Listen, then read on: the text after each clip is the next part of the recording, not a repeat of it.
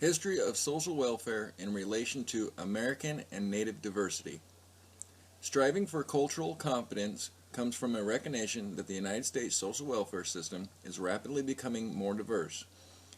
And along with this growing diversity comes many complicated, upcoming divergent beliefs that can contradict the prior conceived social norms and value systems that were once relied upon because of their traditional belief-based systems that were put into place by the churches because of their well-founded, fact-based, historical root-based systems that could not only provide for the much-needed structure, but that it also met the needs of most of the population. Social work was at one time a very prominent Christian faith-based practice that originated in England, when Christianity had its sole firm grasp upon the prominent, pivotal role of providing services to the poor, in the forms of food baskets and counseling through church funding and being administered by the church to the people within a structured doctored scriptural teaching using both religious text and political influence to dictate the direction of what services to provide and to what extent those services should be provided, i.e., who qualified and who did not. It was not until some 150 years with the breakdown of the feudal system and the division of church and state that we would see a pivotal change within the social welfare system, or the recognition of services to meet the needs of the people. This change frequently led to malnutrition, poor health, broken families, and even death. As Europe struggled with this transformation between Christianity, agricultural style living, and industrialization, the number of misplaced poor increased and migrated to the bigger cities, lured by the prospects of work in the manufacturing facilities. The Industrial Revolution, however, was still at its early stage, and the number of jobs was still insignificant enough to accommodate the growing population. A large band of unemployed often wandered the countryside, begging for what meager assistance that they can get. A sense of lawlessness often followed them. Unable to address this on their own, local authorities turned to Parliament for the solution. Moreover, Parliament responded by passing the Poor Relief Act in 1601, commonly referred to as the Elizabethan Poor Law.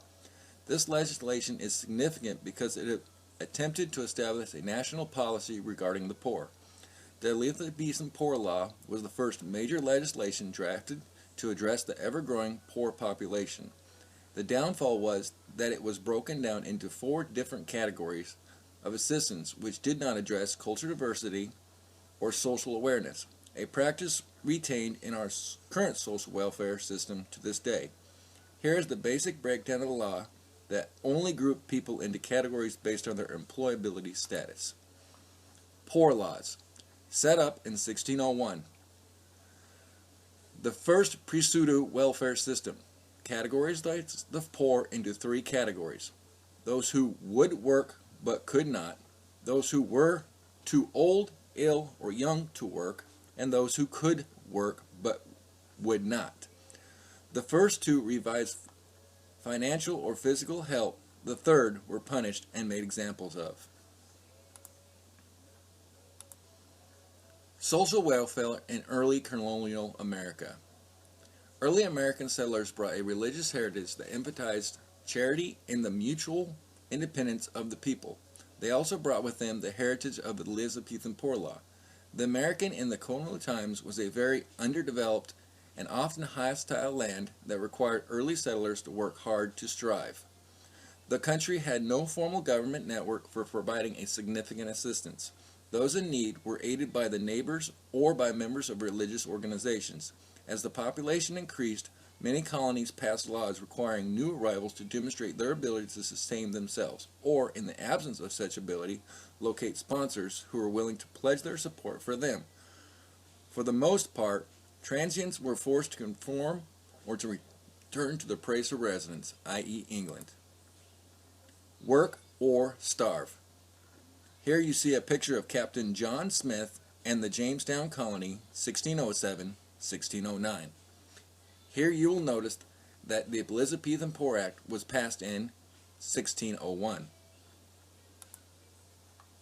Much of colonial American social work was founded on the feudal system, just as the early English version of the Elizabethan Poor Law, by placing the same rigid restraints upon those who could not care for themselves or work according to the accepted social norms. Just as the Industrial Revolution was forcing unplanned changes in England, so was it doing in the early American social structure. In regards to the displaced immigrants, laborers from the Great Depression, and the newly freed slave laborers from the American Revolution. It's about liberty. Poverty soon reared its evil head once again, and the need for social change was once again on the lips of the emerging governmental lawmakers to come up with a solution to fix the bankrupted country facing enormous debt compounded by lawlessness and starvation of its people. And due to the separation of church and state and the underfunded, resource-stretched Christian faith-based system, the sole responsibility of the problem squarely rested upon the American people, its government, to act accordingly to the values it seemed fit, providing economic recovery without putting its firm cultural value system. Look, Mom, no future. In 1935, President Franklin Delano Roosevelt, Franklin D. Roosevelt, initiated emergency legislation that provided assistance for the jobless and the poor. This legislation was coined the New Deal. The New Deal marked the first time in history that the federal government became engaged directly in providing relief. It also provided an internal protection of the health and welfare provisions of the Constitution that established a historical precedent in mandating the federal government to assume health and welfare responsibilities for all of its citizens. The statement was clear. Citizens were, first and foremost, citizens of the United States, and second, residents of a specific state, i.e. including Alaska.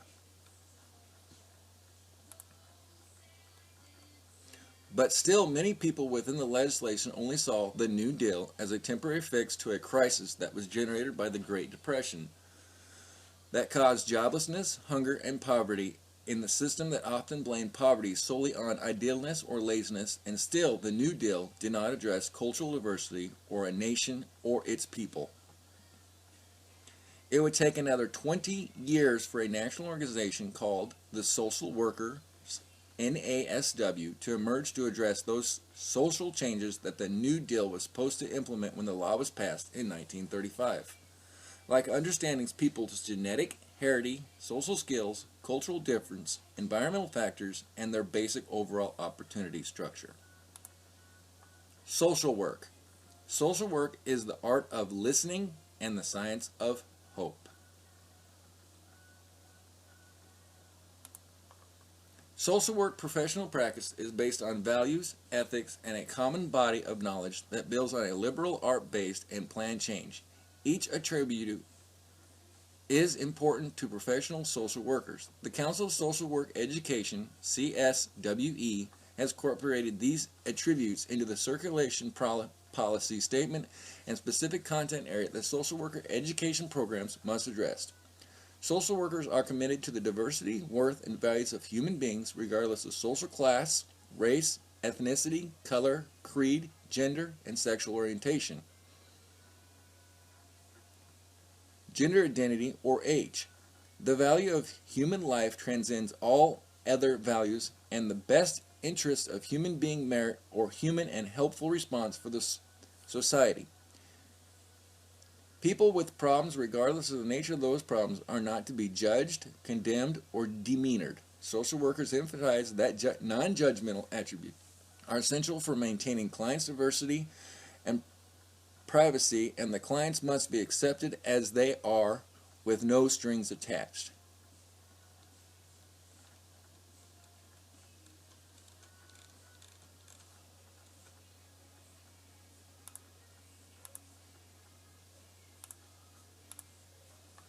NASW, National Association of Social Workers.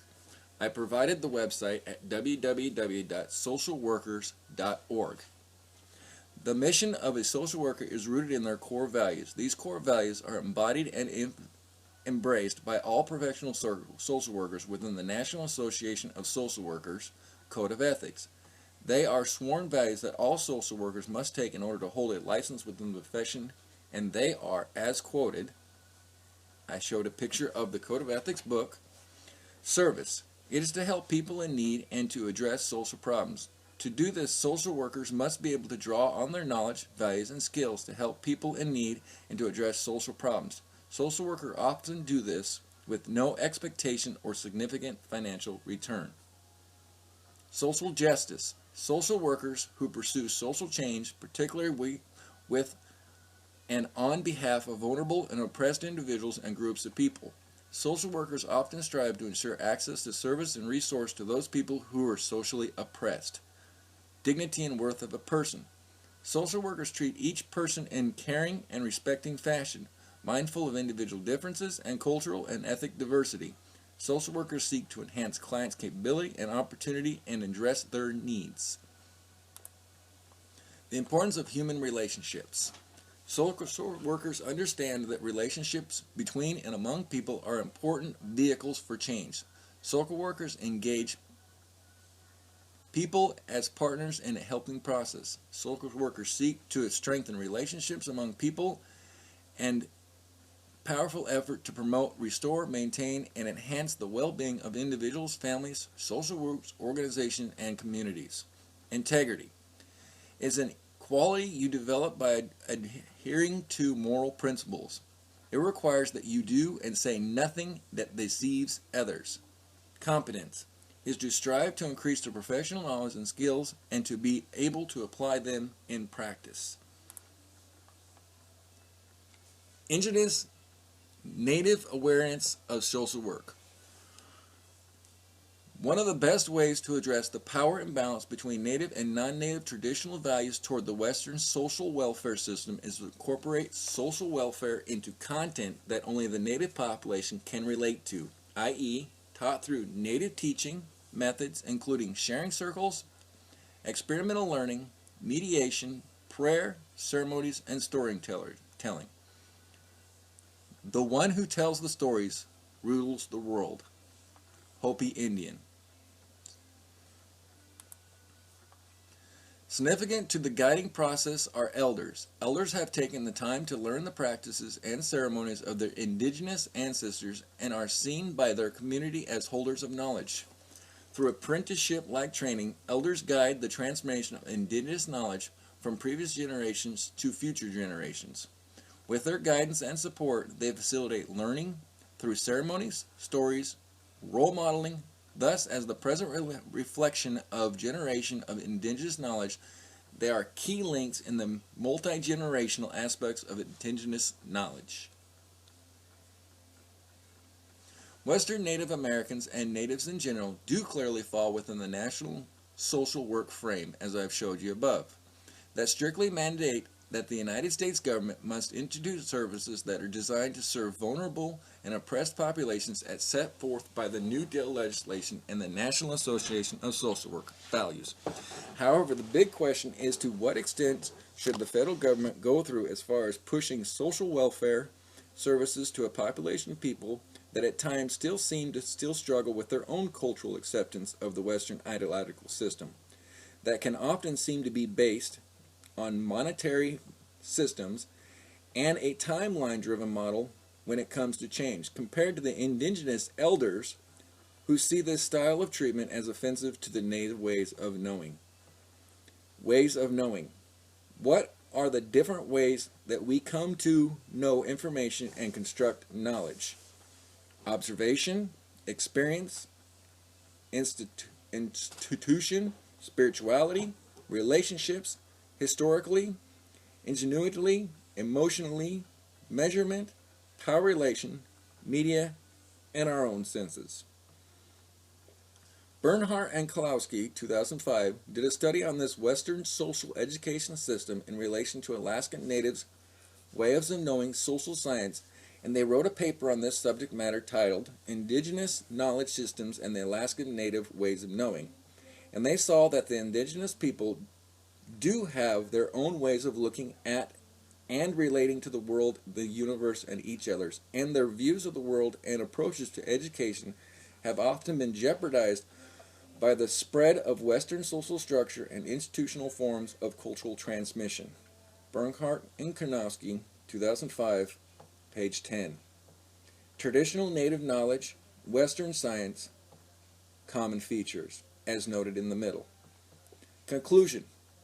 Even though the National Association of Social Workers, NASW, is a federally funded and managed program, as I've shown you above, it is ethically obligated by its own value system to take into account all their clients' rights and needs when it comes to their own individual rights towards self-determination, in that all people, native and non-native alike, are allowed to choose their own fate and forms of education, healthcare, relationships, goals, well-being, and environment. In that we hold these truths to be self-evident, that all men are created equal, that they are endowed by their Creator with certain inalienable rights, that among these are life, liberty, and the pursuit of happiness, that to secure these rights, governments are instructed among men, diverting their just powers from the consent of the governed. Alaskan Native American population should not be thought of as being individualized just because of their rights to self-determination, nor should Westerners assume that we know what is best for them, because Native people do at times need help in understanding Western society, but not at the expense of what they already know and the ways they have come to know it. Bernhardt Kalowski, 2005, page 9. Further reading suggestions.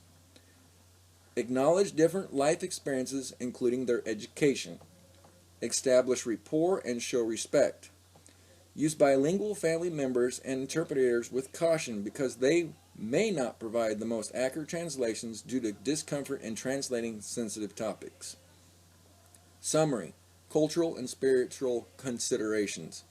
Interpreters are needed for those who speak limited English. Being in unfamiliar surroundings can be frightening, and connecting with nature can help. Family institutions is very important. Traditional food and music is comforting. Keep an open mind when Native American clients appear to be isolating, talking to themselves, or eating lightly. Consult with family and traditional healers whenever possible. Realize that you are part of the healing circle. Reference cited at the end.